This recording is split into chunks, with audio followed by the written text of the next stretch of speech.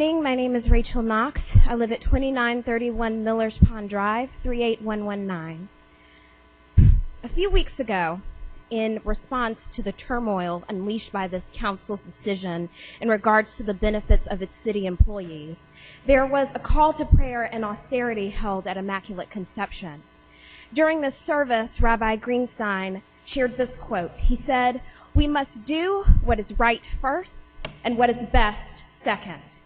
This quote really resonated with me, and although I don't think very many of you made it to that service, I'd like to share with you what it meant to me.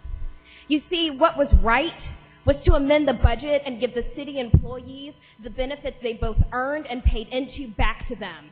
And what was best was for you all to accept the plan that the unions presented to you that you refused to bring downstairs for a full council meeting vote today. The compromise that was set before you was a sacrifice. It was not what the city promised its employees when it hired them. It was a sacrifice in a series of sacrifices that the city employees have made for the city of Memphis. You had the opportunity to accept a plan that would cover all the retirees who have served the city in times without regulation at the expense of their health, and you refused to accept it. You had the opportunity to accept a plan that would cover the spouses of those employees, so those city employees would not have to pay 24% more on a bill that costs 24% more on a plan that covered fewer people, and you refused to accept it. And for a city whose leaders allegedly care so much about the bottom line, you had an opportunity to accept a plan that would have given you additional $24 million in your coffers, and you refused to accept it. However, at this moment, I know that I am not enlightening any of you. You are not shocked and appalled that someone is bringing this to your attention. This isn't the first time you've heard it. It's for the only reason that I've said these exact words to you in previous speeches I've given to this council.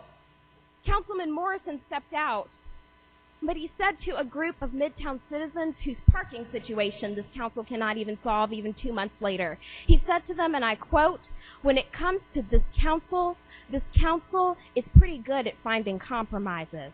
Everyone will have to lose something." So you can imagine my confusion and my frustration when this council is presented with a comprehensive plan of compromise, one that covers the city employees, their spouses, our retirees, those who have lost loved ones in the line of duty, and has paid you an additional $24 million for the privilege. You can understand my frustration with you all playing a proverbial game of hot potato between your committees. I have to ask this council, if Mr. Morrison's words are true, if this is in fact a council who is pretty good at finding compromises and everyone has to lose something, what is it that this committee has lost? What compromises has this committee made on behalf of its employees?